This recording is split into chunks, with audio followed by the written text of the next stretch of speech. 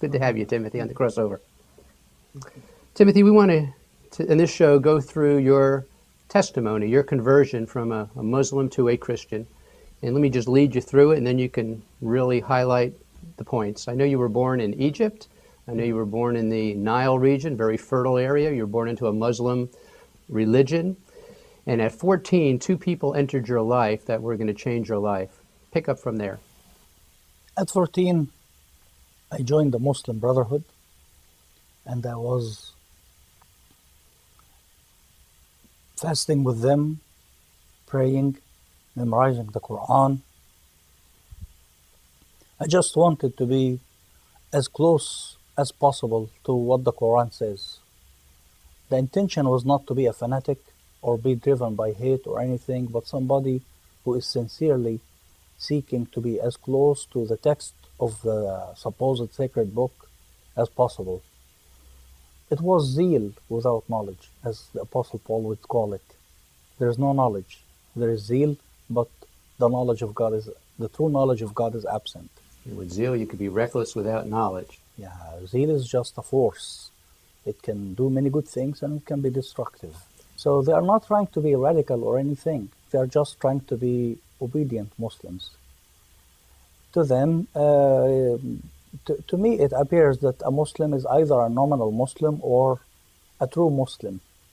Okay. And a true Muslim is somebody who goes by the text of the Quran, and he's trying as hard as they know how to stick to the Quran and the traditions of Muhammad. And the Muslim Brotherhood was a fundamental group then that stuck to the Quran. They are identified as fundamentalist, but that is more of a political term. In reality, they are the truest Muslims. Okay. They are not. The word fundamentalist is just used to say a fanatic, Okay. because somebody is watching from outside. But when you are observing somebody and what he is trying to do, you can tell he is very devout and sincere in what he is trying to do. He quotes from the Quran, he looks at the authorized commentaries on the Quran, he is trying to be as obedient as he can be to what is being written in the text and not go outside it and do his own invention. The invention would be what is called in Islam bid'ah, or to put it in Christian terms, heresy. He doesn't want to be a heretic. He wants to be as orthodox as he can be in his beliefs in Islam. So Timothy, let's go back to your sister. You're now with a zealous Muslim, excited, learning the Quran. You come home, and tell us the story about your sister and the veil. She was wearing the veil, and I asked her to wear the veil, and when she wouldn't, when she would argue with me, I slapped her on the face. It was somebody, because it is the belief in Islam that one doesn't question, one doesn't argue. ما كان لمؤمن ولا لمؤمنة إذا قضى الله ورسوله أمرا أن يكون لهم الخير في بينهم. And that's a verse in the Quran, and it means if Allah and His Messenger have predestined something, there is no choice left for anybody to argue with it. Either this or be punished. Okay. So she now was being told by you to wear the veil. Dad wasn't saying it, but brother was saying this. No, because I considered myself the truest Muslim, not a nominal Muslim. So you were ruling the house? Is that... Well, being the older brother in the East, his word is second to the father. Well, your dad at this point, going by your story, was getting a lot of pressure from the community. And when they would say to him that your son is a radical, going by your testimony, what did your father do to you? At first, he admonished me and asked me to stop going to where these supposed Muslim fanatics go. And when this would not work, he would punch me in the face. And I had a tooth that was hurting at that time, and he made it really hurt worse. So he physically punched you, you're hitting your sister. Yeah. And it's a little extreme, it looks like, from our point of view. But this is the way. That's the way you handle things in the Muslim society. Things don't go your way, you use force. Well, the story changes a little bit. You have a pen pal in America, John, in Pennsylvania. You're communicating for 2 years to each other, and he eventually comes to visit you. Give us a little bit about what happened there. He comes to visit me. I was And he's a determined. Christian, we need to say, And first of all. he was 24 years old at the time, a young man, and he is a Christian. And I was very curious about him because I never met or lived. I might have met nominal Christians before in Egypt, should there be such a thing, but they are more cultural Coptic Orthodox. And this was the first practicing Christian that I would see in front of me. So he came, I observed him, watched him.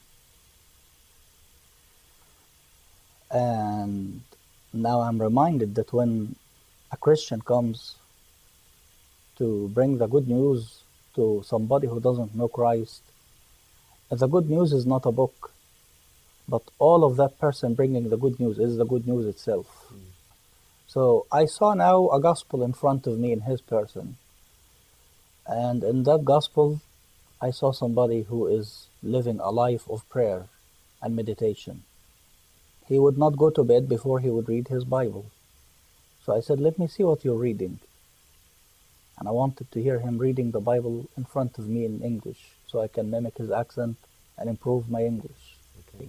So were you trying to convert each other during this 2-month period? Or Yeah, during that time, I wanted very badly for him to be a Muslim.